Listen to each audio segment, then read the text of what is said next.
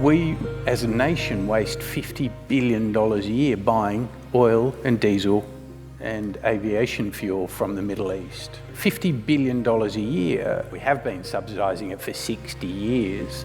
I just think we've got to get off that addiction. Now, Tim, I'm going to ask you some questions. Self-sufficiency in transport. What are the things in terms of getting off fossil fuels in our transport industry? What do you think we need to do there? You touched on the stupidity of us subsidising our addiction to imported diesel. Why are we subsidising imported diesel? It just, to me, makes no sense. At the end of the day, we need to decarbonise our mining sector, our freight sector, and we need to decarbonise our transport passenger vehicle sector.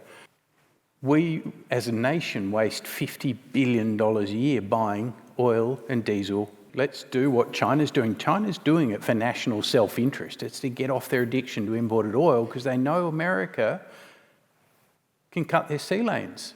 They've known that for decades. America's military, their navy is far bigger than China, and China knows that they're dependent on oil. Well, we've got the same dependence. It's an economic dependence, but put $50 billion, like Saul Griffith talks about, like put that back into your local community. That would be $50 billion a year we could spend on investment, jobs in regional Australia, solar on every building, solar on every warehouse, electric vehicles, and we could get off that addiction. This budget was all about their concern of cost of living and the inflationary impacts of our addiction to imported oil.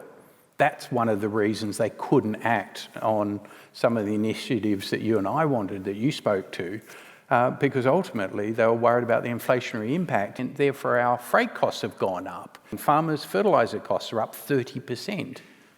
Fertiliser, urea, is a fossil fuel. We import most of it, and it's gone up 30%. So our farmers are getting it in the neck. The cost of groceries is going up. The cost of delivering the groceries to the cities has gone up. That's what changed in Sharma's mind when Trump invaded the latest invasion, Iran, and the oil price went through the roof, the diesel price went through the roof, and we suffered hyperinflation. So we've got to get off our addiction, but it's not just passenger vehicles. We can do it in passenger vehicles. We've got to do it in freight. We've got to lead in mining. We've got the world's biggest mining sector. We've got two of the biggest mining companies, supposedly Australian, yet they're doing next to nothing. So I want the two biggest mining companies in the world to actually play like they're Australian. They're using Australia's public resources. I want them to invest in infrastructure that gets off our addiction to imported oil. 60% of BHP's energy comes from diesel, from imported diesel from the Middle East. They should be using this war as a reminder to get off their addiction. Instead, they're lobbying. They threatened our Prime Minister with a $25 million advertising campaign if he touched the diesel fuel rebate. That was why Albo backed down, because the last time the Minerals Council threatened the Prime Minister, they got rid of the Prime Minister. Yeah, I don't know if anyone's been through Canberra Airport recently, but it's extraordinary. You come off the plane and walk into the airport, and everywhere you look, there's ads for fossil fuel. Apparently it's natural gas, so that's fine. And massive signs, it's actually quite dystopian. All around our nation's capital, they've gone hard with the advertising. So it's pretty clear that the pressure is there. What about the transmission infrastructure? What can we do? Because that does seem to be something that's really holding up progress quite significantly. It has been weaponised, in my view, by the opposition, the climate deniers. The beauty of the energy transition is that Australia is leading the world, and the cost of transmission's doubled, trebled, quadrupled in the last 5 years. Battery prices have halved or gone down 70 or 80% in the last 5 years.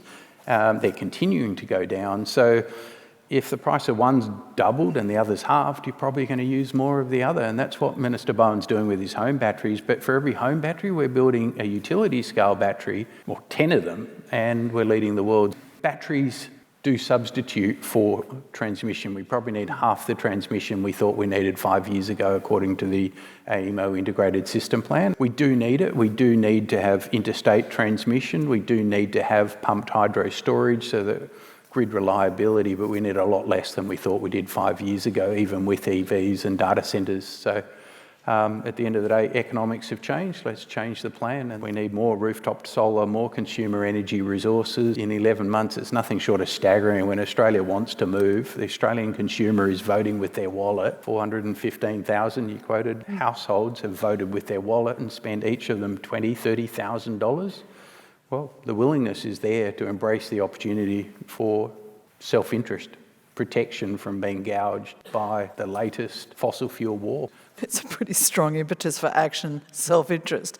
That has been the opportunity that many people have had. My brother-in-law is the least EV interested person in the world, but he's gone from having none to having a huge ceiling full of, roof full of solar, because he suddenly realised he can get his electricity prices down, and now he's one of those people looking, constantly checking his phone app and showing off about how much he's generating at any...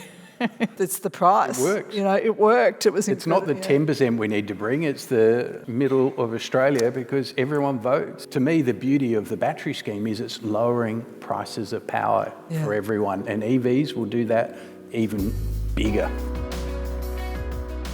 All right, you mentioned data centres, because that's, I guess, the big bogey on the horizon. The energy requirements are really significant. Have you got any thoughts about that? The federal government's taken a lead, and this is where our federation needs to be stronger. Industry Minister Ayres has said he is going to subscribe to a national data centre policy. Now, he's got to convince his state counterparts to do it, because ultimately they're the ones approving it. And we've got New South Wales being played by the data centre operators, who are all big global players with trillions of dollars of capital, and it's a gold rush. And so New South Wales Premier is fighting with the Victorian Premier. If Victoria puts any conditions on, New South Wales doesn't, or vice versa. We need a national convention. We need to make sure that they're in the regions. We need to make sure that there is sharing of the benefit, and that the data centres are part of the solution. I believe they can be, because it's a gold rush. Data centre owners have trillions of dollars of capital. I'm not making that up. Trillions of dollars of capital. If you ask them to spend $2 billion to power with firmed renewable energy their data centre as a condition of their approval, they'll do it tomorrow. They can be part of the solution, and they can drive accelerated decarbonisation if our governments hold firm against the very powerful financial vested interest. But if someone walks in with $1 trillion in their pocket and talks to one of our ministers, I think the minister's going to cave. Well, I was talking to Di Lee last week about this. So she's a independent member for Fowler in Western Sydney, and her local government area is currently in the process of approving 2 data centres, which, they've been promised that will bring employment, but the figures seem to suggest that the employment is only in the building phase, and then they'll disappear again. But the council has the ability to approve these or disapprove these, and councils are typically a bit cash poor, and it doesn't take much. The New South Wales government's brought in accelerated projects of national or state significance. If they're over $1 billion, they've got state approval. As you say, our councils are poor. The state governments are poor. New South Wales has got as much debt as Victoria does. They're seeing this as a gold rush, and the trouble is we've got to make sure the money doesn't infect our politics, but it will. It invariably does. Yeah. The capacity investment scheme, can we talk about that? It's one of the federal government's biggest pieces for expediting large-scale energy projects. How well do you think it's working at this point in time? We still haven't got any projects, or almost any projects, in the capacity investment scheme to final investment decision and into construction. It is Minister Bowen's flagship scheme. He is still very optimistic, but I follow the money, not what politicians say, and I would give it a C- if I was being nice. You'll probably hear that. David Leach might be more a F-. I'll be fair, they're trying to do 5 or 6 things in one go. They're trying to look after First Nations. They're trying to do local content. They're trying to say, do you have grid access? They're trying to work out the lowest cost to consumers, because the higher the price, the more we all pay for our electricity, and our children all pay because they don't have a battery or rooftop solar. The trouble is you're trying to do 6 policies with one initiative, and it's failing. Yeah, I was being nice, a C-. We've got to get some projects to final investment decision into operation. If that means going back and re-tendering quickly, speed is important. We just need to get some generation built, because the coal plants are going to fail. They're beyond their end of life. The average coal plant in Australia is closed at 43 years. Most of our coal plants are pushing well over 40. They're pushing towards 50. Grid reliability goes down each and every year. Now, that's great for batteries. The battery operators will make out like bandits every time a coal plant goes down. We've got to build not just replacement capacity, but new capacity. It's got to be generation, not just batteries. In the budget 3 weeks ago, people were surprised to see some restrictions around foreign investment in renewables. And how much of an issue do you think those changes were? 70% or 75% of all the new firmed renewables built in Australia in the last 5 or 10 years were funded by foreign investors. Here we have Minister Bowen and Treasurer Chalmers and the Prime Minister saying we need a lot more renewable investment. And yet we've just whacked 75% of all the investors in Australia in renewables with a tax that they didn't have yesterday. And Chalmers goes, oh, we'll give them a 4-year grace. We'll only tax them at 15% for 4 years. By 2030, it'll be 30%. But by the way, when they invested 20 years ago, it was zero. And he said, oh, by the way, we're going to do it retrospectively for 20 years. Now, we talk about sovereign risk. Every time I hear Kevin Gallagher, the CEO of Santos, talks, he squeals sovereign risk if anyone mentions a gas tax. But that's not sovereign risk. That's looking after Australia's sovereign interests. And Albo's unable to do that because people like Kevin Gallagher squeal about it. But here we've just had our federal government whack foreign investors who are investing in the good stuff. And yet we haven't done anything to actually allow our domestic. We've got the 3rd or 4th largest capital pool in the world, $4.5 trillion of capital, and it's all on the sidelines because our Your Future, Your Super rules effectively preclude our domestic super from investing in renewable energy infrastructure. And we've been lobbying Treasurer Chalmers for the last 3 years to change the Your Future, Your Super rules to allow our 4.5 world-leading superannuation system to invest in renewables. Chalmers is stuffing around on that, having the 3rd inquiry on that, but he's managed to whack the foreign investors who are investing in Australia before he's solved the problem to unlock an alternative investment. So, should we tax them? Yes. Should we do 20 years retrospectivity? Oh, by the way, we're changing the tax on trusts and we're doing it 20 years ago. Anything you did for the last 20 years is now taxable. You think foreign investors aren't going to squeal sovereign risk on that? Kevin Gallagher will squeal, but he squeals all the time because you touch his bonus. It is interesting, actually, and it didn't get a whole lot of coverage in the media. It's a bit esoteric. We need more investment, not less. Yeah. So I'm just going to repeat, it's a 20-year retrospective tax on foreign investment in infrastructure that we desperately beg them to do because we can't allow our domestic investors to invest in it. Like, talk about 2 own goals in the middle of a climate crisis, but let's worry about affordability while the planet burns. As you said, in a year's time, when the bushfires come back, we'll get a very stark reminder and it'll only get worse until we actually all collectively invest in permanent solutions.